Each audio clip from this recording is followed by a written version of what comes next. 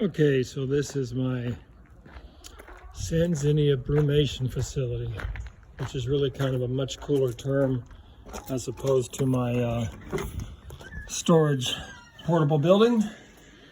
And as you can see, it's kind of a combo storage shed and cycling building because it has no auxiliary heat. I got a pair of big ground boas down here, Madagascar ground boas. They got 2 heat lamps in there. One is 100 watts, one is 80 watts. The 100 watt is on a timer and goes off at 7 p.m., comes back on at 6 a.m. And I've got just a few Sanzinia in here. I've got a space heater here that's set at 60 right now on the ground. And you can see the room itself is 67 roughly, 66 a little bit lower. And I just kind of rely on Mother Nature to help me here in Vegas.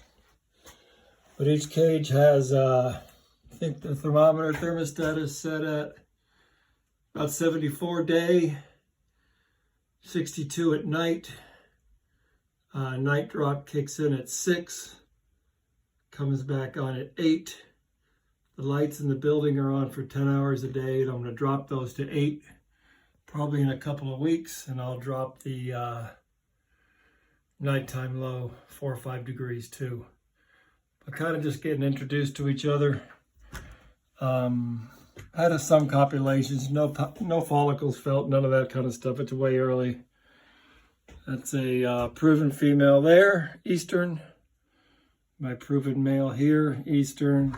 Gave me their first litter 2 years ago. And I've kind of got a borderline female here that I just have in for the hell of it for a little bit. I'm going to pull her out and keep them separate. I keep them all separate unless I'm pairing them. Everyone has their own personal choices. I prefer to do it primarily because I can log copulations. And I do it when I'm home and not traveling. And I just think you get better results. The male seems to be more arduous, or has more ardor. If he's pulled for a couple days, they respond like they've never seen the female again in their lives the next time you put him in. So it's just easier to monitor, that's all. To each his own. All I can say is what's worked for me, and this is the way I do it. Got another male down here. That's kind of been my combat boy. Really unique for an Eastern. But he's really, really mean, so I'm not going to try to pull him out or anything like that. I'll put him in with the proven pair at a later time, just stir things up. Here's the probe for all the cages sitting on a middle line shelf.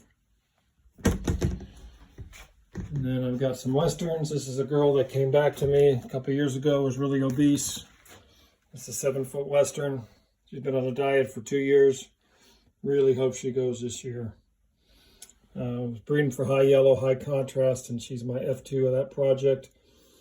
So I'm going to breed her back to her dad and see what we get. And then I got a pair up here that I haven't really done a whole lot yet.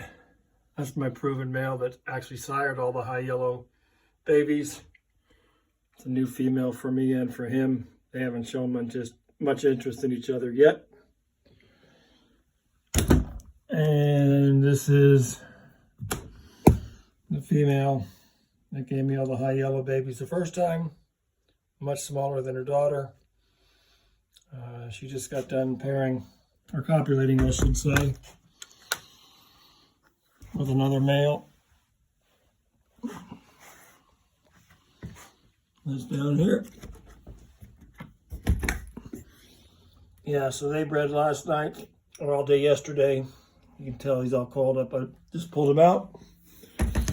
I'll give him a day or 2 break, and then we'll try again. That's kind of how I do things.